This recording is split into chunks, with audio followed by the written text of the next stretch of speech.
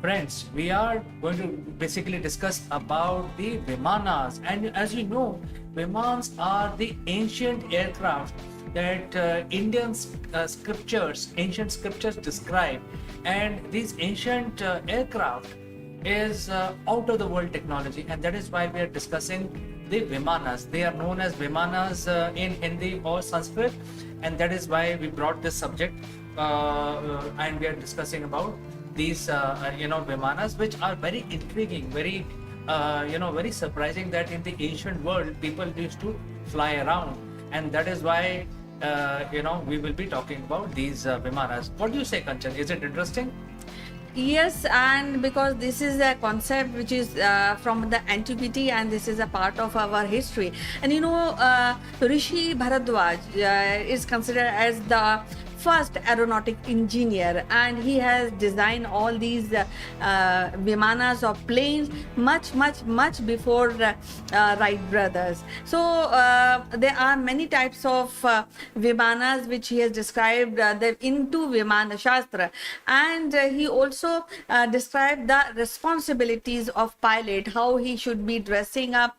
There are almost 36 of skill which Bharadwaj has mentioned in his book Vimana Shastra for the pilot for a seamless flight. At the same time, he also includes how the spinach can be done through these vimanas. Absolutely. In fact, if you look at this picture which we are trying to demonstrate, that the Vimanas doesn't look anything like the aeroplane. You know, the aeroplane that we know is has two wings, tail, and engines. Whereas this is a very conical design, and sometimes you wonder whether these things can fly. But believe it or not, even NASA has confirmed that these things are airworthy, they can fly. And we will actually, in today's video, discuss everything in detail about these Vimanas. And moving on to the mention of Vimanas, and this is first described in Ramayana, where Hanumanji had seen Vimanas, the Pushpak Viman, parked in the palace of Ravan. And when Hanumanji actually saw Viman, he actually described it as a palace. It was so huge, flying object, so huge and magnificent. It looked like a palace. And in using the Pushpak Viman, Ravan actually abducted the Sita also. So this was the flying object which could fly at your will.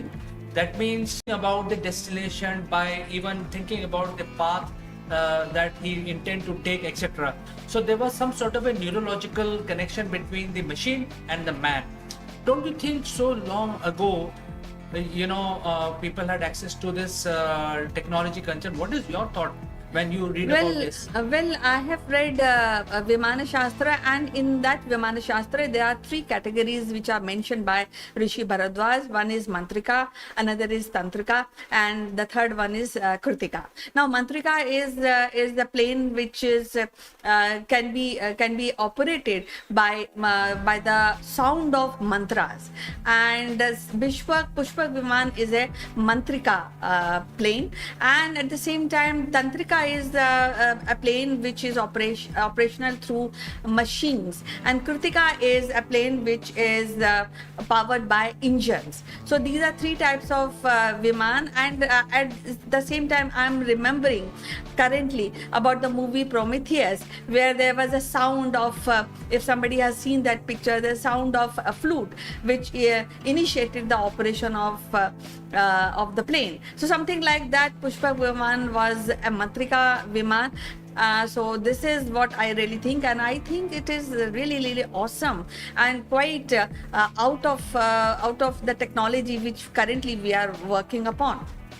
Absolutely. So long ago, Indian scripture talks about these neural network control based, sound control based flying machine without wings. They could travel everywhere and anywhere. In fact, there are several mentions. If you read the Indian scriptures, ancient Indian scriptures, there are several times the Vimanas were mentioned, and as Kanchan was saying, there is a complete science around it.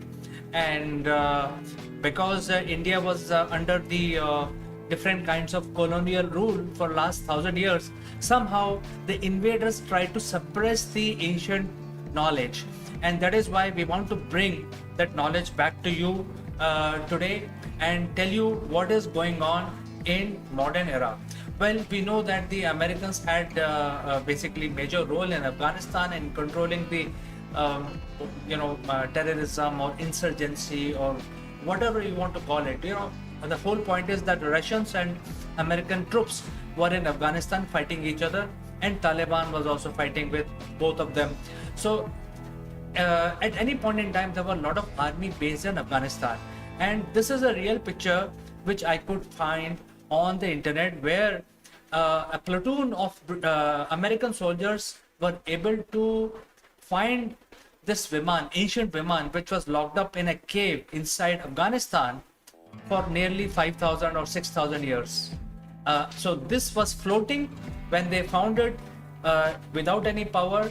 It had some sort of anti-gravity properties, and there is a lot of folklore around this particular news. This news was suppressed by the world media.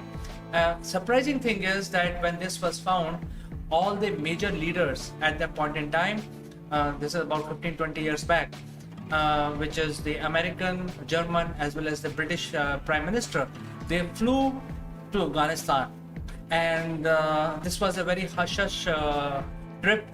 Probably they wanted to see what is this Viman, and after that there is absolutely no mention of anything being talked about this particular incident, even though several soldiers, I don't know whether it is true or it's not true, but several soldiers, it has been said, disappeared while trying to examine this particular Viman, which was lying in one of the caves in Afghanistan.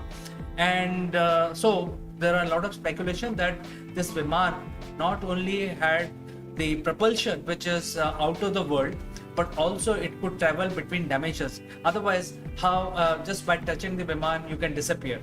That means you can travel instantly to some other portal, or through a portal like a Stargate, travel to some other galaxy or some other time. So I think there are a lot of speculation. So as you know that whenever such things are found, the government basically put a lid on it, and therefore we don't have much information. But however, these pictures we were able to find on the internet, which are publicly available, and if you want to do more research on that, you can do it, and you can tell us more if you find something more than what we are telling you today. Isn't it, Kanchan? Isn't it amazing that Americans were able to? Yes, it is quite amazing, and I think we need every single person should be informed about this, because this is the technology which is coming from Indian antiquity, which is a real story, which is a real Shastra and real technology. And so the ancient Indians had their technology, engine, knowledge of propulsion, knowledge of aerodynamics, knowledge of control. So there is a use of AI. I mean, if you try to compare that, there is a use of anti-gravity devices. There is a use of sound, voice recognition. There is a use of neural network directly connected to your machine. So there is no buttons to be pressed, etc. So there could be a DNA analysis. That means aircraft can only be flown by a single person. So we don't know. Probably governments of the world of major countries have done some research, but it is classified, so we don't know.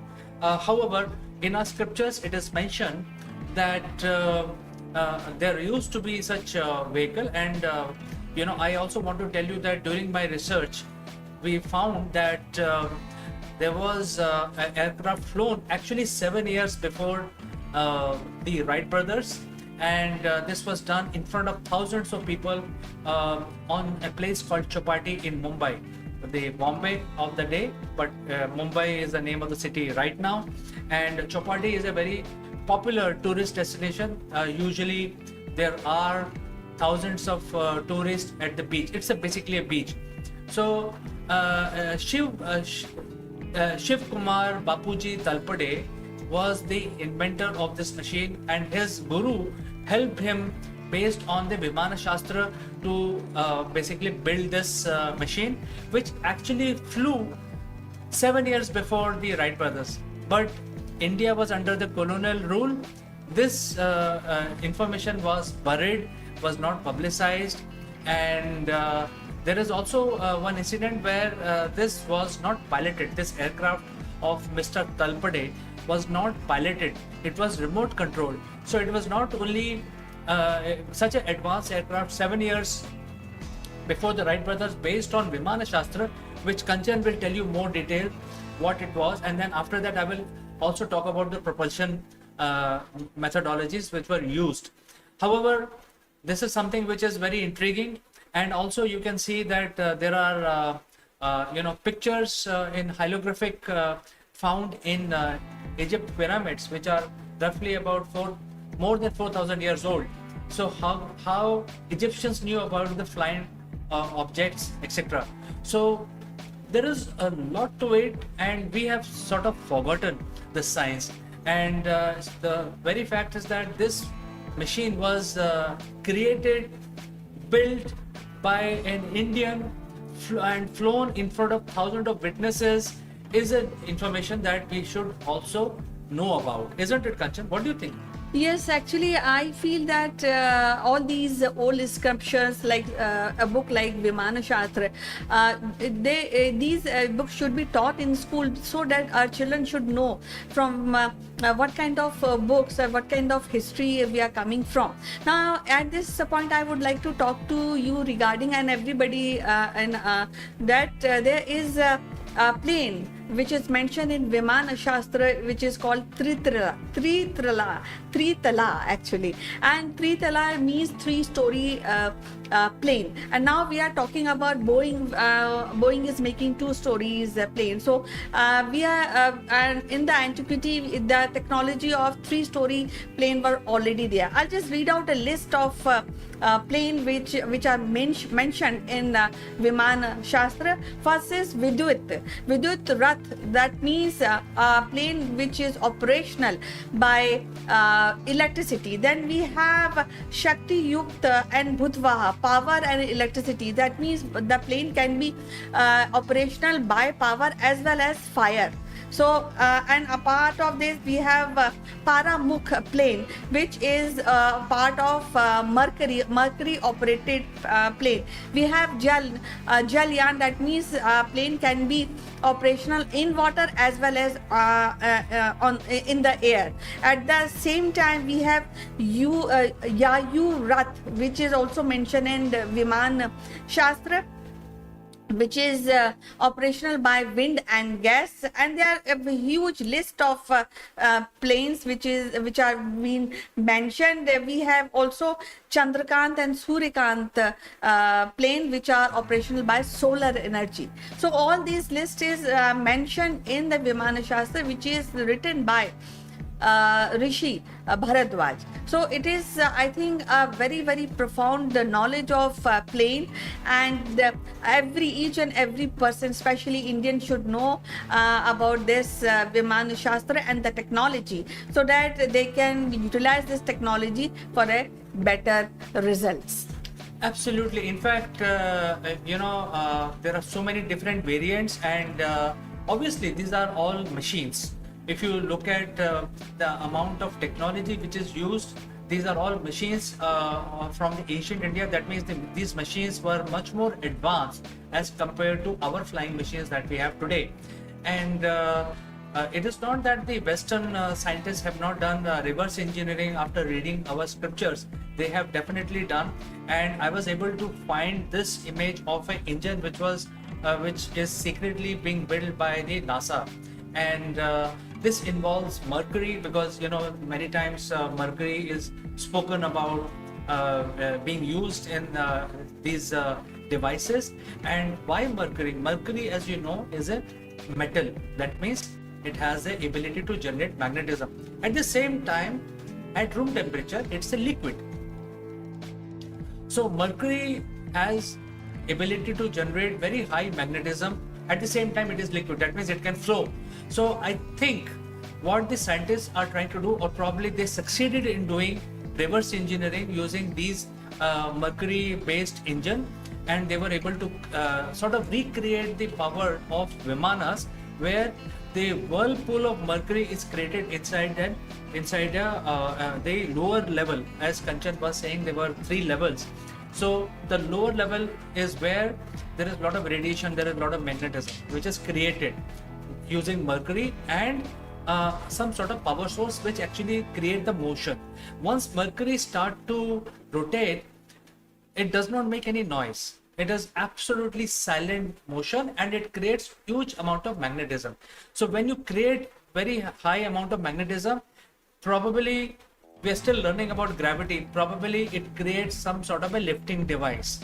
And therefore, this is a sort of a blueprint of what NASA has been able to do successfully, is creating a whirlpool based engine which is based on mercury, which creates magnetism using some sort of a fusion reactor, and very high energy is used. And as you know, that fusion reactors are the most efficient nuclear reactors, and it does not give any radiation out. So it's very, very safe for passengers and pilot to be inside these devices. And then the lift is provided by the mercury engine. So there is a whirlpool of mercury inside the aircraft, and it creates a sort of a magnetic plasma which actually lifts the aircraft without any noise. And that is why when people see these UFOs flying around, whenever there are UFO encounters, they don't talk about any noise coming from these aircraft. The UFO, either a saucer shape or a triangle shape, lands without any noise, and it talks about there are information about the crop circles also. So whenever there are these UFO being seen, it creates that kind of a noiseless propulsion and very fast movement. In a second, the aircraft has the ability to turn.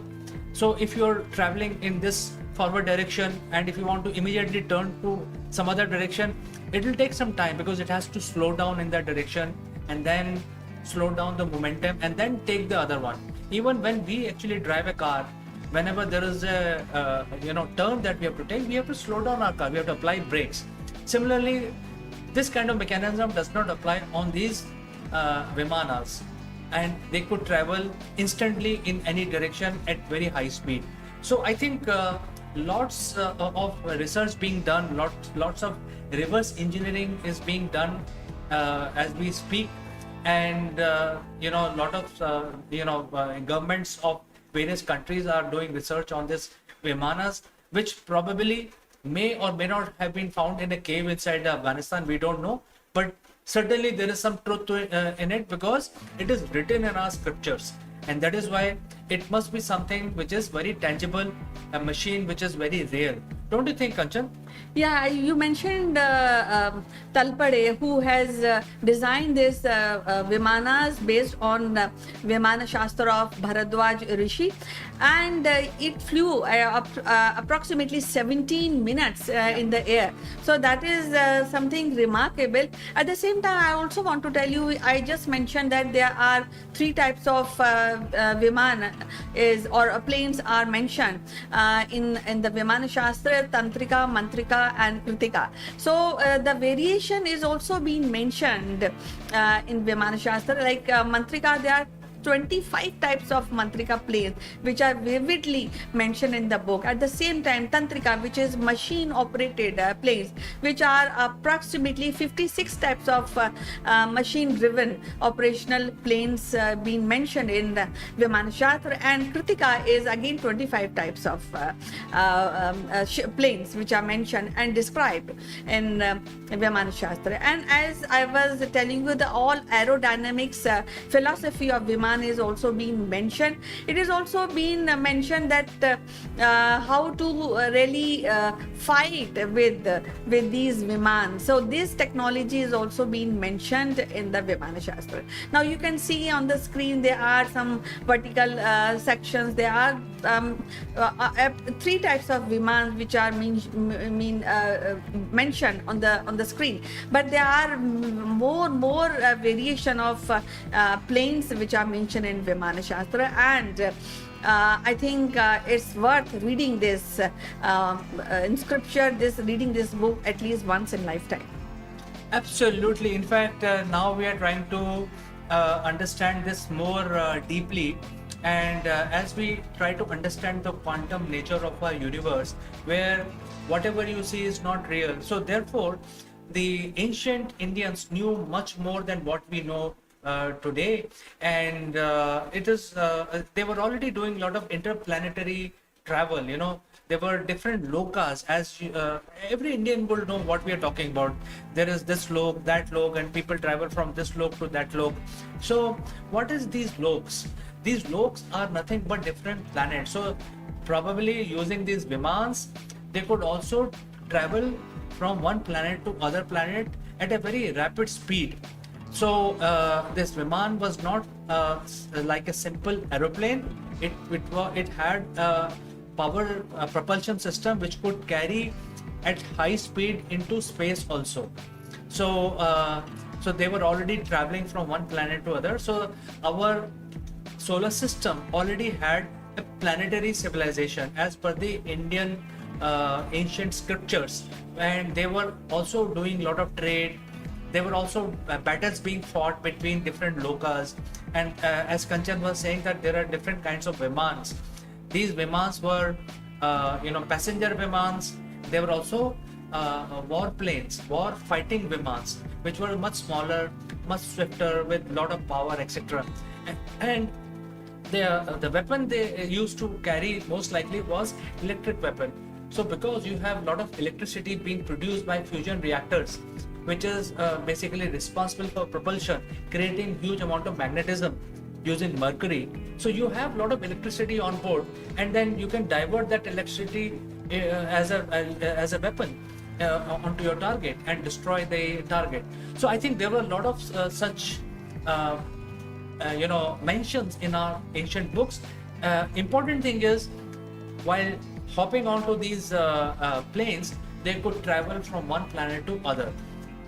So this is very, very important, and it's not only that kings were doing that. Anybody who had access to this technology could do that. And many times these planes were also gifted to certain demigods. There are mentions of Arjun traveling to Indralok during Mahabharata time, and also later on, subsequently, even the king who actually built the Jagannath Puri, he also traveled to Brahmalok. So Jagannath Puri temple still exists. We go. In fact, the yatra is going on right now. So it is very, very interesting, very intriguing, and that is why we should feel proud about what the ancient Indians knew that we are still learning. Isn't it, Kanchan? Yes, definitely. Because when we read and when we find out about the Vimana and Vimana Shastra and the knowledge which is being given through these books, we really feel that I think we have forgotten our past and we are reinventing few things which are already existed. So I think that is. I think it's time consuming, and it's not fair, and it's not a credit which is being given to our own civilized and engineers who existed in the past. And Kanchan, there were instances where these Viman or the flotation technology was also deployed in building floating mega cities. And there are instances where these mega cities used to exist up in the sky on Earth as well. That means these huge mega cities in orbit of Earth, which people can see from ground, when they are moving around. So huge mothership kind of structures. And these structures could also travel between multiverses. It's not only between the space and time, but also into different realms.